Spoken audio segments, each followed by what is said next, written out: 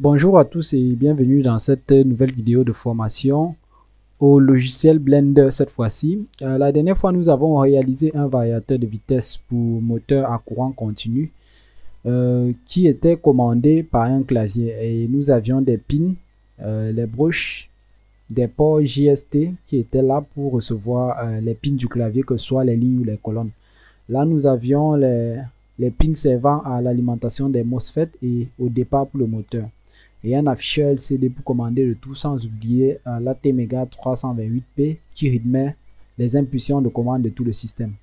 Donc, ayant terminé notre schéma ici dans le logiciel KiCad, nous étions intéressés pour la conception d'un boîtier pour pouvoir finaliser notre projet, parce que là nous n'allons pas utiliser en industrie, nous n'utiliserons pas un système à nu comme ça.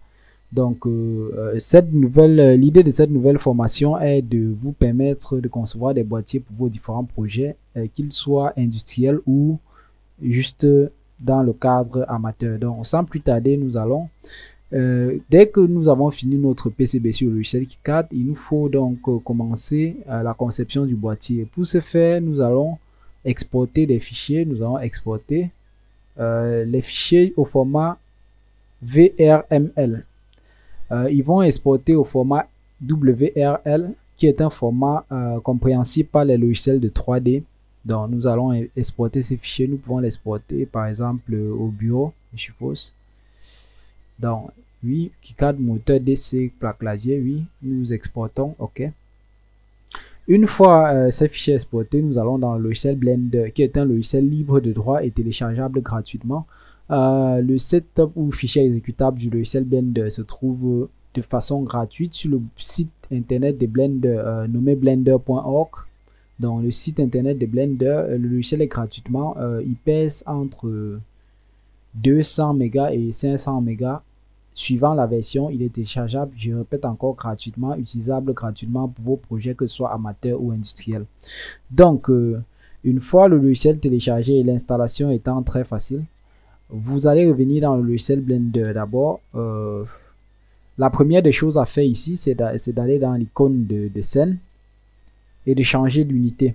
Donc parce que nous travaillons en millimètres, vous allez changer l'unité et mettre des millimètres ici.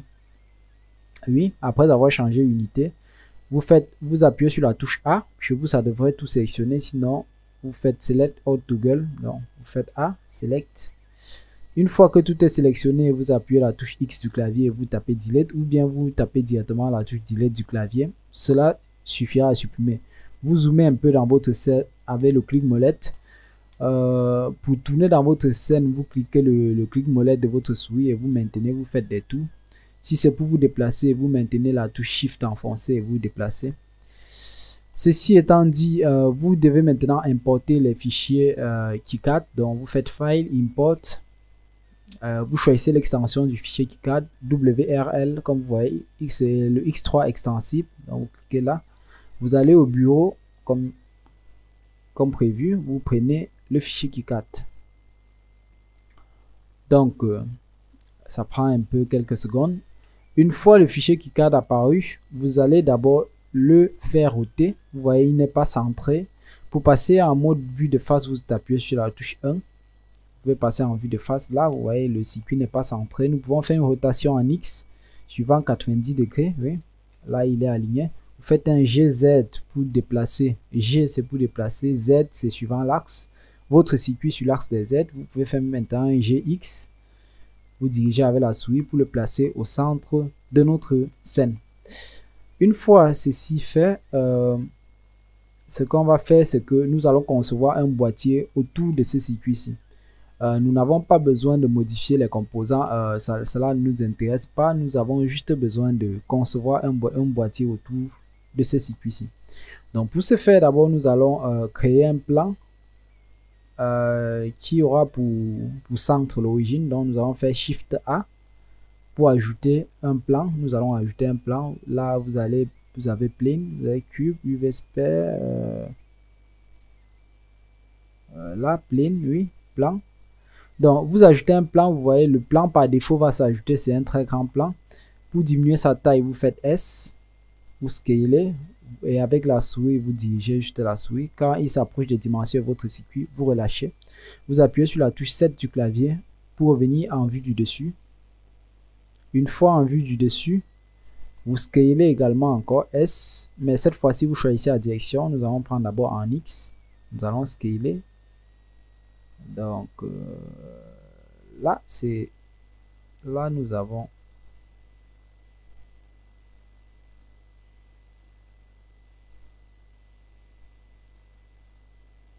avons déjà quelque chose. Vous faites un SY, vous scalez en Y, rapprochez, là, oui. Vous allez faire cette fois-ci un GY pour déplacer le plan. Vérifiez toujours que le plan soit sélectionné à chaque fois que vous travaillez avec lui. Vous voyez, c'est le plan qui est sélectionné. Si je clique là, ce sont nos composants.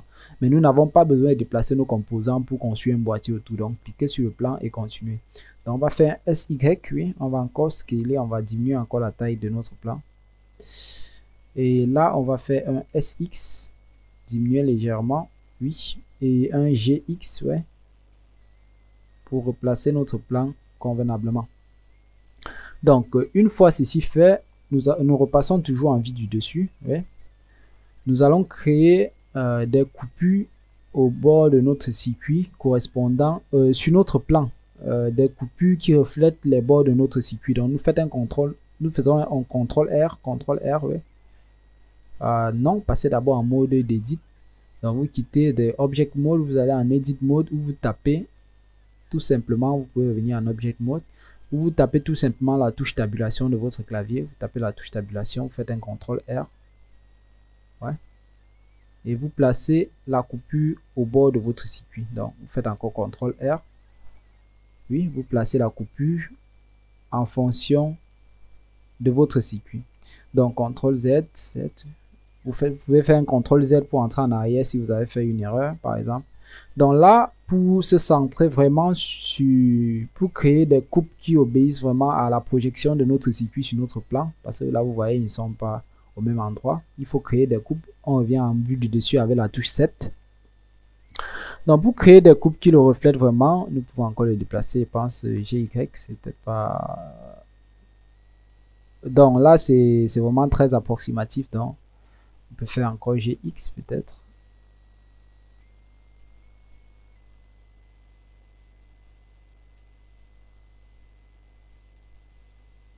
Donc là, vous pouvez activer le snapping sur les edges. Les edges ici, ce sont les arêtes. Sur les vertex, autant pour moi, les edges, ce sont les points, les vertex, ce sont les arêtes.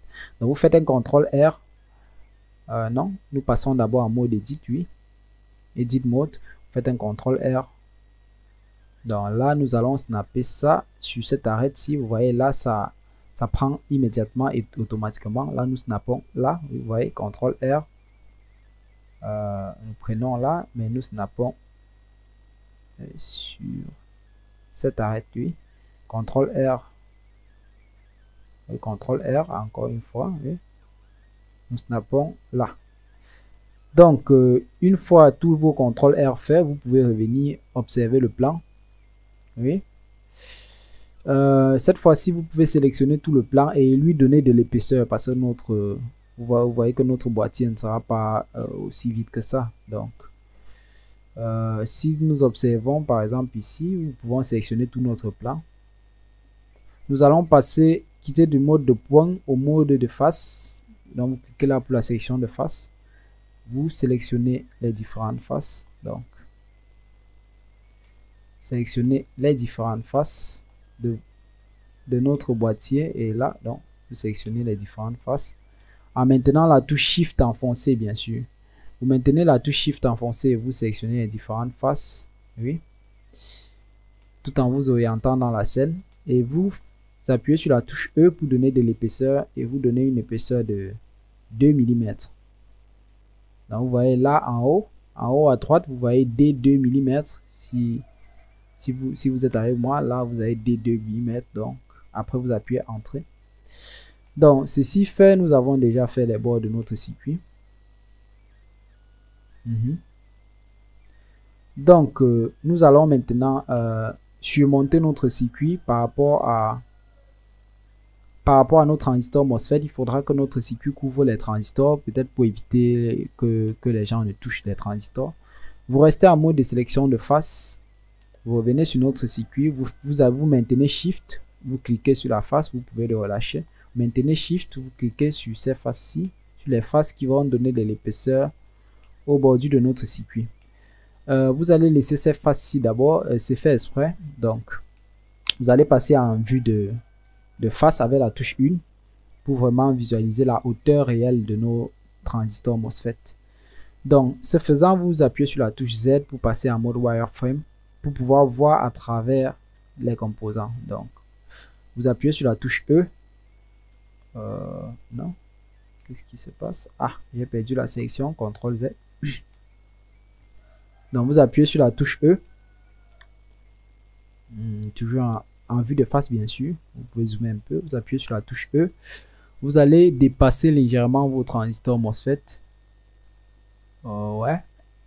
Là, c'est acceptable. Donc, nous dépassons légèrement nos transistors MOSFET. Et là, nous pouvons appuyer sur Z et repasser en vue solide. Donc, vous voyez déjà là, le boîtier commence déjà à ressembler à quelque chose.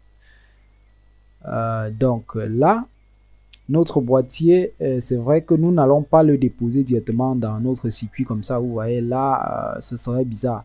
Nous allons créer des rails qui vont caler notre circuit imprimé et l'empêcher de tomber. Et nous allons juste le coulisser pour l'envoyer à l'intérieur du circuit. Donc pour créer ces rails, vous allez faire un CTRL R. Activez le snapping bien sûr. CTRL R. Vous activez le snapping, vous le mettez là. Vous faites un autre CTRL R. Vous activez le snapping et vous le mettez là. Oui, vous voyez que ça a coupé sur les deux côtés. Vous allez désactiver le snapping ici. Maintenant, vous allez faire un CTRL R ici. Vous allez placer une épaisseur. Bon, elle est aléatoire, donc ça va dépendre de vous. Vous allez la placer là, peut-être, pourquoi pas. Bon, vous pouvez la placer là et faire un GZ de 1 mm, par exemple. Vous pouvez faire également un CTRL R sur la piste du dessous, bien sûr. GZ-1. Donc, ceci, ça, c'est pour créer un rail qui va tenir notre circuit imprimé en l'air. Donc, vous allez bientôt constater l'effet que pourra avoir ce rail-là. Donc, vous revenez en mode de sélection de face. Vous cliquez dessus. Vous sélectionnez cette face-ci, Shift, et cette autre face-ci. Vous revenez là, vous sélectionnez ces deux faces-ci aussi, également. Vous faites un clic droit et vous faites Extrude Individual Faces. Oui.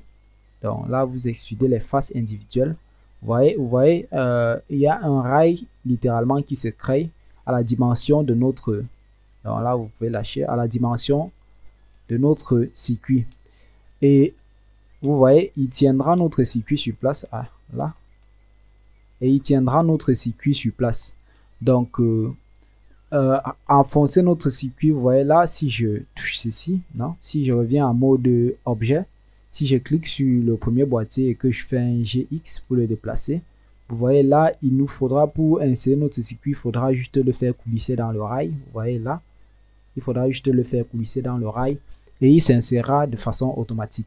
Donc, ceci dit, nous allons continuer la conception. Nous cliquons sur notre boîtier, nous appuyons sur la touche Tab pour aller en mode d'édition.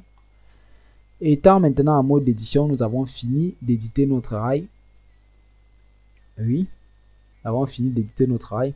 À noter ici que nous avons prévu notre PCB avec des trous comme nous aurions pu utiliser des vis, mais ce n'est pas nécessaire ici si on utilise notre rail.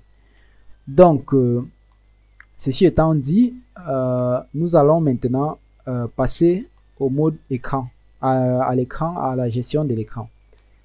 Là, j'ai un peu de mal avec ma souris. Ouais. Donc, vous zoomez, n'hésitez pas à zoomer. Donc, notre écran, il faudra le laisser. Il faudra que notre écran soit totalement libre de ses mouvements. Donc, pour ce faire, nous allons créer une loupe. Vous faites CTRL R. Vous allez la snapper, non? CTRL Z. Je vais activer le snapping. Vous activez le snapping. Vous faites CTRL R. Vous le snappez sur le côté ici. Donc, vous refaites un CTRL R. Vous cliquez. Vous le snappez sur ce côté-ci. Donc, vous faites un CTRL R encore. Oui, maintenant, CTRL R. Donc, sur ce sens-ci, vous le snappez en haut. Vous faites un G, Z et vous faites -1 pour donner une largeur de 1 mm à votre boîtier. Oui, 1 en moins. Donc, vous tapez 1, vous faites moins. C'était peut-être mieux 2. Oui, -2. Ouais, ce sera mieux. Donc, ça, c'est pour donner une largeur de -2 à votre circuit. Là c'est vrai que ma souris, elle a un peu du mal.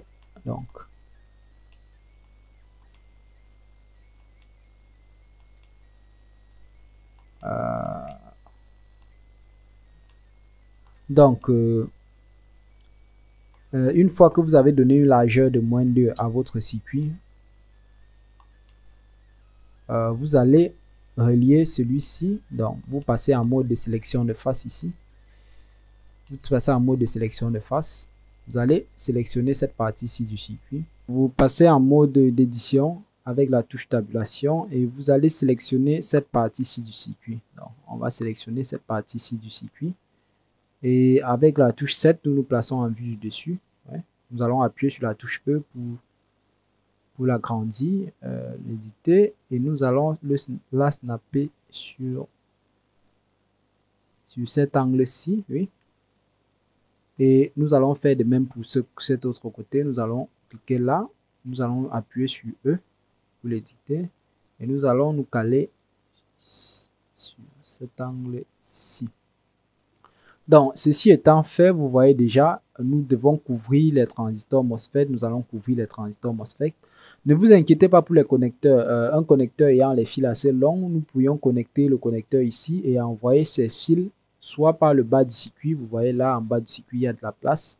Soit nous pourrions l'envoyer par passant devant les transistors MOSFET et traversant même au-dessus du circuit imprimé. Donc là, ce ne sera pas un problème. Donc, arrivé au niveau d'ici, nous pourrions, comment pourrions-nous gérer ceci? Nous pourrions faire un CTRL R ici, donc, que nous snappons ici avec un G, Y bien sûr, GY2, ouais. Nous faisons la même chose ici, CTRL R, et CTRL R, vu que nous snappons ici avec un GY-2. Donc, ceci étant fait, vous allez sélectionner les faces du dessous ici. Vous allez sélectionner cette face-ci, vous passez en mode de sélection de face, vous cliquez là, soit avec la touche 3. Ouais. Vous faites un Shift, vous maintenez un Shift, vous cliquez là, et vous allez extruder les deux. Donc, vous allez faire un E. Non, vous allez snapper ici.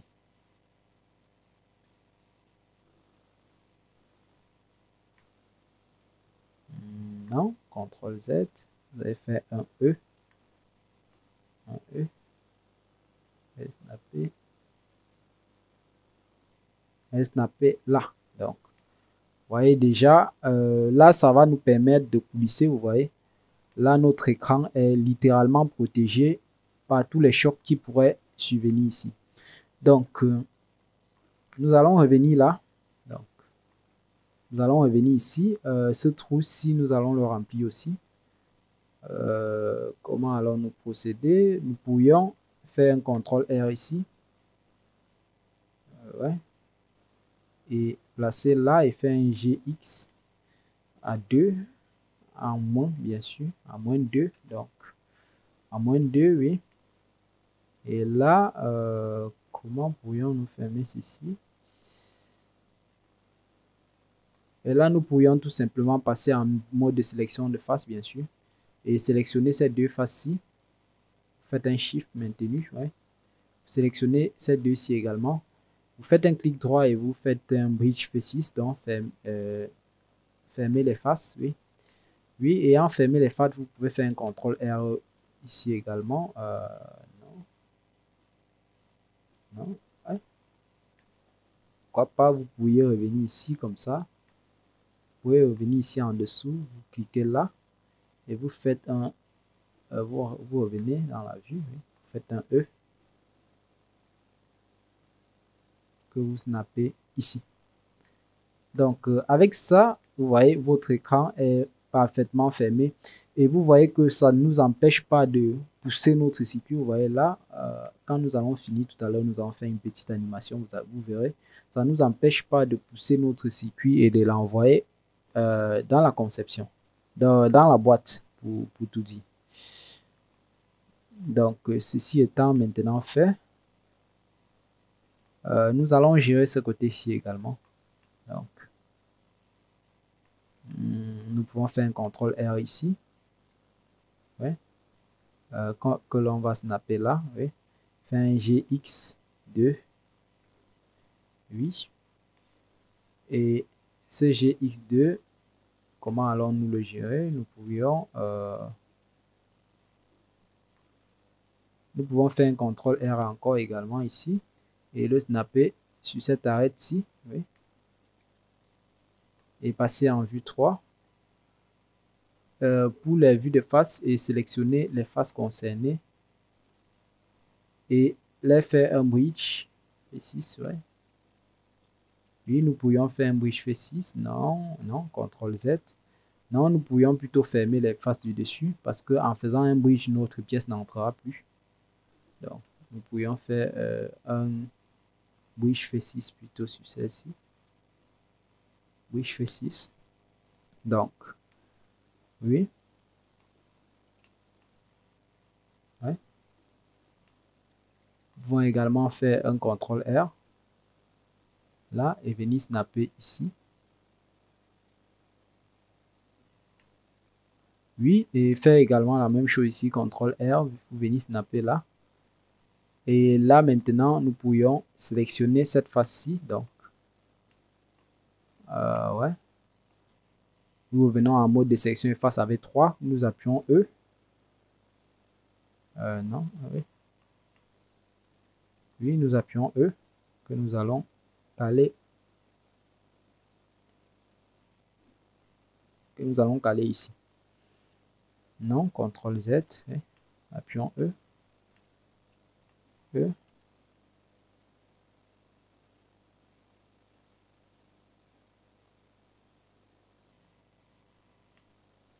Non, CTRL Z, je ne sais pas pourquoi ça veut fermer. Nous allons désactiver le snapping. S'il vous gêne, vous appuyez E. Et nous allons le placer tout comme ça. Là, nous pouvons encore placer E. Alors, bien sûr, si la hauteur dérange, vous pouvez prendre celui-ci et prendre les coordonnées. Vous appuyez sur la touche N, nous prenons ces coordonnées en Z, CTRL C. Et oui, CTRL C, non, ça va. Non, nous pouvons le laisser comme ça. Oui, notre circuit pourra entrer sans problème. Donc, ceci étant fait, nous pouvons maintenant fermer celui-ci. Cliquons là, nous sélectionnons aussi avec la touche Shift enfoncée, nous sélectionnons celui-ci, nous faisons un bridge F6, oui. Fermons ces faces. Ouais. Non, c'est vrai que celle-ci, elle n'est pas vraiment très bien fermée, mais bon.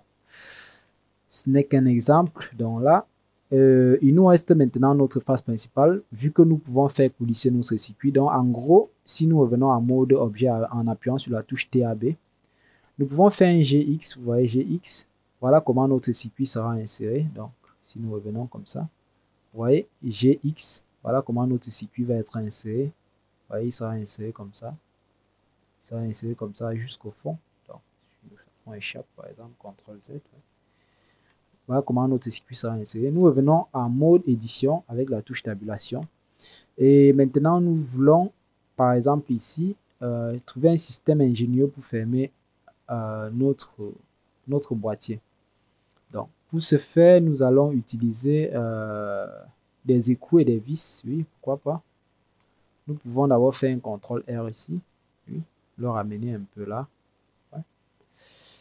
Passer en mode de face avec la touche 3 ou en appuyant sur le mode de sélection de face. Nous cliquons là et nous revenons.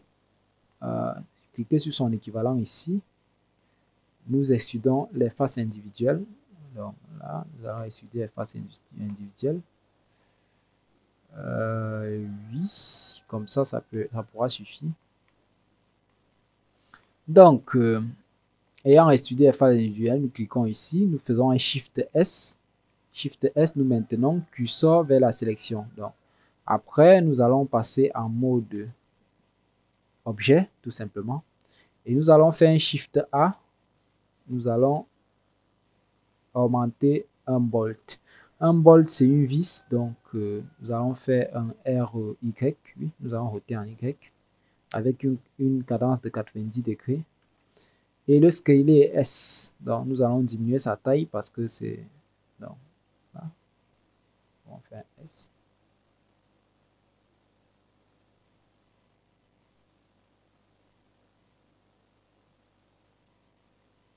Donc, n'hésitez pas à faire un S, vous vous éloignez. Maintenant, S. S. Vous rapprochez, S. Ouais. Non, là, vous rapprochez S. Donc là, ce n'est pas une vis que nous avons besoin. Nous faisons un clic droit sur ça. Change Bolt. Nous allons dérouler ce menu et changer ça en écrou. Donc, nous le changeons en écrou.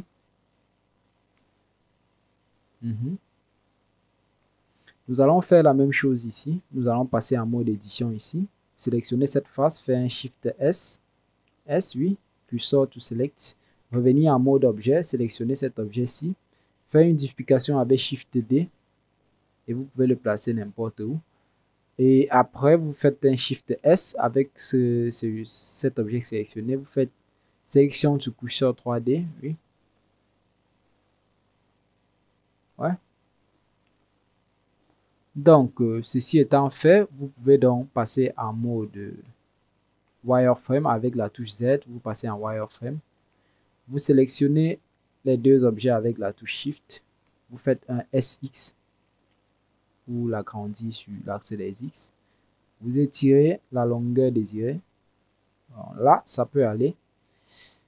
Et vous revenez avec la touche Z, vous revenez en mode solide et vous cliquez sur votre boîtier, vous repassez en mode d'édition, oui, avec la touche TAB bien sûr, ou directement là, vous passez en object ou en edit mode. Ce que nous allons faire cette fois-ci, c'est supprimer cet encombrement-ci. Nous pouvons faire X, vous supprimez la face, delete faces, ou vous cliquez tout simplement, vous faites delete. Là, vous faites delete du clavier, face. Là, il y aura une face doublée. Vous faites X, delete face, X, delete face. Donc, là aussi, delete face, ouais. Là, vous faites la même chose, delete face, oui, delete face, oui, ainsi de suite. Donc, ce carré nous aidait tout simplement à mieux placer nos écrous. Cette fois-ci, vous passez en mode solide, vous repassez en vue de wireframe. Vous passez en vue 1, en vue de face. Vous sélectionnez, maintenez Shift, vous sélectionnez vos deux écrous. Vous passez encore en vue 1. Vous faites un GX et vous les placez limite dans votre objet. Donc là, vous repassez avec Z en mode solide. Oui, dès que vous êtes en mode solide cette fois-ci, vous cliquez sur votre boîtier, vous passez en mode d'édition. Donc, étant en mode d'édition, ce que nous allons d'abord venir faire, c'est fermer ces trous que nous avons créés ici. Donc, pour ce faire, vous allez passer en mode de sélection d'arrêt ou via la touche 2 du clavier. Vous cliquez là, vous faites un Shift Alt, vous maintenez, vous recliquez sur ça. Vous voyez, ça a sélectionné toute l'arrêt, vous appuyez sur fermer, F, vous appuyez F pour fermer. Vous revenez, vous refaites la même chose ici. Donc, vous revenez là, vous cliquez là, vous faites un Shift Alt, vous cliquez encore, vous faites F, ça ferme les trous que nous avons créés. Vous faites un CTRL R, vous snappez là, oui, vous faites un G, Y, je pense, non, je sais pas, non, CTRL Z, vous faites un G, Y, oui, peut-être 3, je suppose, en moins, non, moins 4, oui, c'était mieux, moins, ouais, 4 en moins, oui, 4 en moins, vous faites moins 4, oui, Vous refaites la même chose vu que le montage est symétrique de ce côté. Vous faites un CTRL R. Vous venez le coller là. Vous faites un GY. Vous allez le mettre à 4, oui. Oui, ce que nous allons faire cette fois-ci, c'est passer en vue de face, en sélection de face, en mode sélection de face avec la touche 3. Vous cliquez sur une des faces, vous appuyez sur E, vous sélectionnez les deux faces en même temps pour travailler en parallèle. Vous sélectionnez les deux faces en maintenant la touche Shift enfoncée. Vous appuyez sur E et là, vous entrez limite dans l'écrou. Là, au niveau de l'impression 3D, ça va être imprimé et moulé dans une sorte de moule. Non? Ça va être, donc, si je peux dire, quelque peu moulé avec l'écrou. Donc, ce qui veut dire que ça sera solidifié à l'impression. Donc, vous faites CTRL R cette fois-ci. Vous pouvez, non, CTRL Z. Vous activez le snapping d'arrêt. Vous faites CTRL R. Vous snappez sur cette arrêt-ci. Vous désactivez ce snapping là. Faites un CTRL R de nouveau. Vous pouvez vous placer ici tant que vous n'êtes pas plus haut que 8, tant que vous n'êtes pas plus haut que l'écrou. Vous passez en mode de sélection de face. Vous cliquez, vous sélectionnez cette face. Vous sélectionnez celle-ci également. Avec votre clic droit, vous faites Extrude Individual Faces. Donc, là, vous voyez, vous vous rapprochez doucement mais sûrement de l'écrou et évitez de traverser. Donc, vous voyez, là, vous pouvez le laisser comme ça. À l'impression, tout sera moulé et vous n'aurez aucun problème. Donc, cette fois-ci, vous pouvez sélectionner cette face-ci, oui, et faire un Shift S. Vous allez mettre le curseur à la sélection. Vous voyez, le curseur est venu au centre de cette image. Vous repassez en mode objet. Cette fois-ci, nous allons créer un objet qui va servir de couvercle. Donc, nous allons faire un Shift A et nous allons augmenter un cube que nous allons diminuer la taille. On diminue la taille, bien sûr. Oui. Faisons S encore une deuxième fois. N'hésitez pas à faire S plusieurs fois. Faites S.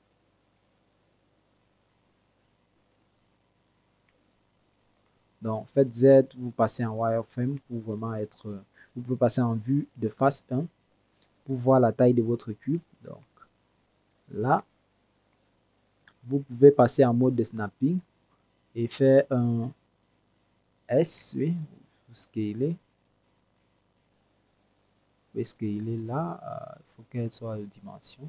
Oui, vous voyez là, elle est aux dimensions et toujours en vue de face, vous pouvez cliquer sur cela et faire un G, Z, oui, et le placer juste à la base. Donc, le placer juste à la base. Donc, dès qu'il est à la base, vous repassez peut-être en vue de côté, avec la touche 3, oui, vous repassez en vue de côté, oui. Oui, étant en vue de côté, vous allez faire un S général, vous allez faire SY, oui, pour scaler selon les axes de Y. Et vous allez vérifier à ne pas traverser les bordures.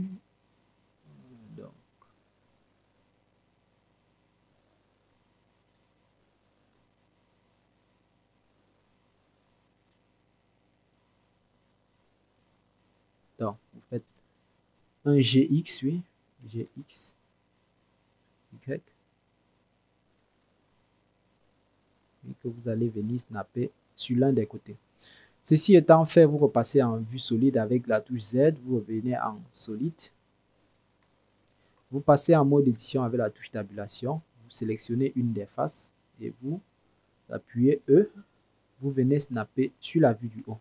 Donc, cette fois-ci, nous avons créé un couvercle pour notre boîtier. Mais l'inconvénient, c'est qu'il nous faut des trous de perçage pour faire passer nos fils d'alimentation, nos fils de branchement et nos fils de départ moteur, donc, et tous les borniers des claviers souris. Donc. Et surtout, le plus important, il nous faut des trous pour faire passer les vis. Donc pour ce, nous allons passer en mode de vue wireframe. Je pense, ouais. Nous allons passer en mode de vue wireframe et passer en vue de côté avec la touche 3. Alors vous zoomez un peu, vous vous réorientez, vous zoomez, vous vous réorientez. Nous allons percer un trou aux dimensions du cercle intérieur de cet écrou. Donc nous allons faire un CTRL R d'abord. Voilà, X. Nous allons faire un CTRL R que nous allons ramener et snapper dans le diamètre interne de ce trou. Oui. Faites un second CTRL R que vous revenez avec, vous snappez diamètre interne de ce trou. Vous allez faire un second CTRL R, oui. Vous venez snapper diamètre interne, oui. CTRL R, vous venez snapper diamètre interne. Donc, les trous étant symétriques, en faisant pour l'un, ça a dû faire pour l'autre, mais juste sur les Y. Cette fois-ci, vous faites CTRL R. Non, là, X. Faites un CTRL R, ouais. Vous ramenez, vous snappez. Là, CTRL R. Oui. Vous ramenez et vous snappez là. Donc, ceci étant fait, nous allons donc percer les trous en question. Nous allons passer avec Z en vue solide.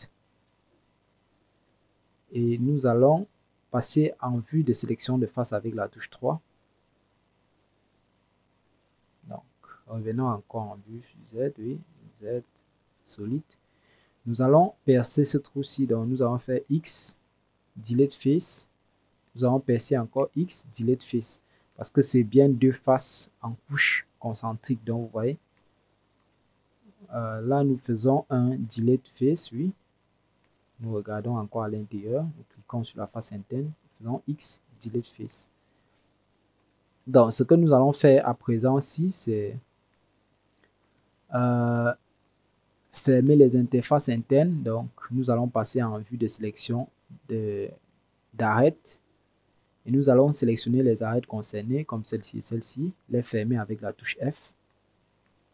Donc, ça, c'est un petit travail un peu minutieux, mais il vaut le détour. Vous cliquez là, vous faites F. Le plan ici, c'est que notre vis puisse passer pour aller se faire visser dans l'écrou. Vous cliquez là, vous faites F. Et on va faire de même pour l'autre côté. Donc là, vous zoomez, vous cliquez là, vous faites F. Vous faites de même ici et ici, F. Vous revenez dans ce sens-ci. Ouais. Vous cliquez là, vous faites F. Vous cliquez là et vous cliquez là, vous faites F. Donc, ceci étant maintenant fait, vous allez passer en vue de wireframe et vous revenez en mode objet. Vous cliquez sur cet objet ici, vous faites un Shift D, vous le dupliquez, vous le faites suivre l'axe des X en appuyant sur X. Vous le faites, non, vous désactivez le snapping. Ouais. Vous le faites suivre GX, oui. Vous le faites ressortir comme ça. Vous allez revenir, faire un clic droit sur lui, Change Bolt, et vous allez le changer en bolt, en vis, vraiment. Et là, étant en vis, vous voyez qu'il est surdimensionné. Là, nous allons changer celui-ci à 3000. Nous allons diviser par 2. Déjà, ça, c'est la longueur de la vis. Et la longueur de la tête, nous allons diviser. Nous allons mettre 500. Oui. Là, les dimensions sont plus raisonnables. Donc, nous allons donc le dupliquer avec un...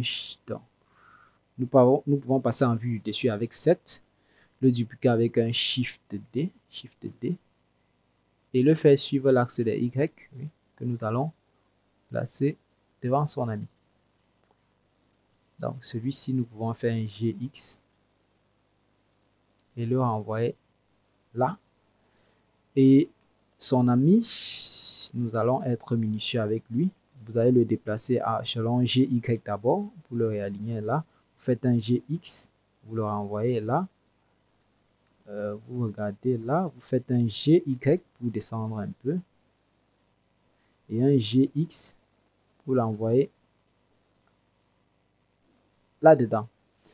Donc, ceci étant fait, vous faites Z, vous revenez en vue solide, vous regardez votre mèche, vous voyez, nous avons déjà quelque chose de concluant. Mais il nous reste toujours les trous pour le passage des nombreux fils qui vont aller alimenter notre boîtier et le signal retour qui va aussi en ressortir. Nous cliquons sur le couvercle du boîtier, nous allons en mode Edit avec la touche TAB. Nous faisons un CTRL R. Non, CTRL R, pourquoi pas, en mode oui. Faisons un CTRL R, nous cliquons là. Nous appuyons Échappe pour laisser la loupe et vous faites un CTRL B pour augmenter la loupe. Vous tirez. Vous pouvez faire un CTRL B, par exemple, votre clic molette, vous voyez, avec votre roulette molette, vous pouvez ajouter des subdivisions, mais ce n'est pas ce que l'on souhaite avoir ici. Donc là, ce que l'on souhaite avoir principalement, c'est un trou. Donc là, nous allons faire un clic molette, nous allons rentrer notre clic molette jusqu'à ce qu'il n'en reste que 2, comme ça, oui. Et nous allons choisir la largeur du trou, nous cliquons. Nous refaisons la même chose, mais dans l'autre sens, oui, vous voyez, dans le sens vertical, vous cliquez, vous faites un échappe, vous faites CTRL B et vous tirez. Vous tirez, vous tirez, vous tirez. Par exemple, si cette largeur-ci nous suffit pour notre trou, nous cliquons là. Et avec nos touches de direction, nous naviguons dans l'interface. Nous cliquons là avec la touche, avec le mode sélection de face, vous sélectionnez la face, vous la supprimez. Vous sélectionnez la face, vous la supprimez. Là, vous allez passer en mode de sélection d'arête. Vous sélectionnez cette arête ci et 7, vous fermez. Comme tout à l'heure, vous sélectionnez celle-ci et celle-ci, vous fermez. Comme tout à l'heure, sélectionnez celle-ci et celle-ci, vous fermez. Comme tout à l'heure, celle-ci également et celle-ci, vous fermez comme tout à l'heure. Donc, ceci étant fermé, vous voyez que nous aurons la possibilité de faire passer les fils qui vont aller se brancher sur les connecteurs et les fils d'alimentation de notre boîtier. Ceci étant dit, nous avons donc terminé avec la réalisation de notre boîtier. Ce qu'on pourrait encore faire peut-être, c'est revenir ici. Nous revenons en mode objet, nous sélectionnons notre boîtier même. Nous repassons en mode Edit. Ce que nous aurions peut-être pu faire, c'est qu'on pourrait faire un CTRL R ici. Augmenter le nombre de subdivisions. Non, pourquoi pas. Pourrons faire peut-être un CTRL R là. Peut-être pour augmenter. Sortie, CTRL B. Oui. Augmenter quelques subdivisions. Augmenter quelques subdivisions. Est-ce que c'est nécessaire? Non. Non, c'est pas nécessaire, donc nous pouvons laisser. CTRL Z. C'est pas nécessaire de percer des trous là-bas parce que nous avons déjà un trou principal ici. Maintenant que vous avez fini votre objet, vous revenez en mode objet. Ouais, vous revenez en mode objet. Vous voyez, votre objet est désormais terminé. Pour augmenter les couleurs, vous pouvez cliquer sur ce boîtier-ci, aller dans le mode matériel et vous ajoutez un nouveau matériel ou matériau. Un nouveau matériau, bien sûr. Vous faites sur New. Le nouveau matériau a été créé, donc, et il correspond à notre boîtier vu que c'est lui qui est sélectionné. Vous pouvez changer la base color. Nous allons prendre pour un matériel plutôt qui tend vers le rouge et faire descendre ces nuances. Ah non. Et 001. Donc, nous allons appuyer sur la touche Z et aller en mode Material Preview. Ça, c'est pour voir les couleurs que vous affectez à vos composants. Vous voyez la couleur que nous l'avons donnée. Vous voyez, c'est cette couleur-ci. Et nous pouvons la faire descendre en noir. Ou plutôt la mettre un peu plus noir, un peu plus sombre. C'est vrai que... Ouais, un peu plus sombre. C'est vrai que ça aurait été mieux un bleu sombre. Donc là, on prend plutôt un bleu sombre. Oui. Et là, nous pouvons donner un effet métallique à notre boîtier. Nous allons sur métallique ici, nous donnons un effet, non? Entre 0 et 1, vous pouvez donner un effet, par exemple 0,607, vous voyez là, ça augmente quand même, la crédibilité de notre boîtier. Vous pouvez augmenter la transparence aussi. pouvez voir, vous voyez, vous augmentez le reflet. Quand je dis transparent, c'est peut-être un abus. Le reflet, oui, vous voyez là. Nous pouvons ajouter du reflet à notre boîtier. Pour appliquer l'effet à notre couvercle, nous allons juste dans la section des matériaux et nous choisissons le matériel que nous avons déjà travaillé avec. Donc, pour nos vis cette fois-ci, ce sont des... Nos vis, c'est du métal. Donc, nous allons sélectionner nos deux vis. Nous allons ajouter un nouveau matériau. Oui. Donc là, nous allons sélectionner une des vis. Matériel 2. Nous pouvons ajouter un nouveau matériau. Ouais. Matériel 002. Ouais.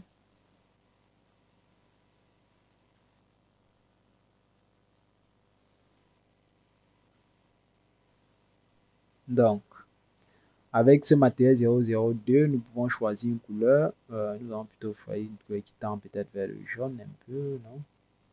Très très légèrement jaune, ouais. Une couleur comme ceci, une couleur peut-être cassée. Pourquoi pas? On dit une couleur peut-être un peu cassée comme ça. Ouais. Et là, nous allons mettre son métallique à 100% parce que c'est un matériel métallique. Donc, vous pouvez faire, vous mettez son métallique à 100% vu que c'est un matériel métallique. Et sa roughness, vous la diminuez pour le faire refléter. Donc, vu que c'est un métal, vous allez mettre 0,0 peut-être 1. Et pour le faire refléter au métal, vous choisissez celui-ci. Vous allez dans matériel, vous choisissez le matériel concerné. Non, CTRL Z. Oui. Ça, c'est une erreur, ça, c'est un abus. Je choisis celui-ci. Venez là et vous affectez ce matériel-là. Donc, avec ceci, vous avez terminé votre boîtier. Vous voyez votre boîtier nickel. Pour la variation des moteurs à courant continu, vous pouvez donc créer une petite animation. Vous voyez, vous pouvez là, sélectionner ces deux-ci. Pourquoi pas ces trois? Peut-être faire un GX. Ouais. Et là, un GX encore. Ouais. Ouais, vous pouvez créer une petite. Un GX également. Vous voyez, avec ça, vous avez de quoi faire. Vous voyez, voilà comment votre boîtier va se présenter. Bon, petite erreur, CTRL Z, petite erreur. Ceux-ci doivent avoir le même matériau que celui-ci. Oui. Donc, on va les mettre de même couleur, bien sûr, pour ne pas. Donc, vu qu'ils sont maintenant de la même couleur, nous allons les parenter. Vous sélectionnez les trois. Vous allez faire un CTRL P. Oui, vous allez les parenter au même objet. Donc, une fois qu'ils sont parentés, vous pouvez faire votre GX tranquillement. Ah non, ils n'ont pas été parentés, pourquoi pas?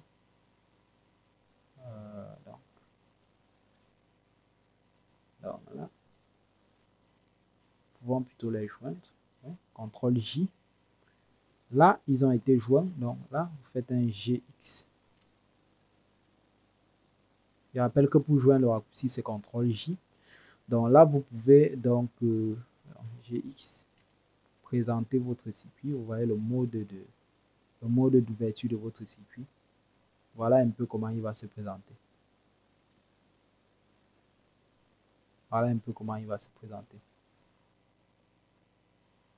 Donc, c'était tout pour cette première vidéo dans Blender pour vous montrer comment vous pouvez exploiter le logiciel Blender pour créer vos différents boîtiers. Vous voyez là, nous n'avons vraiment pas...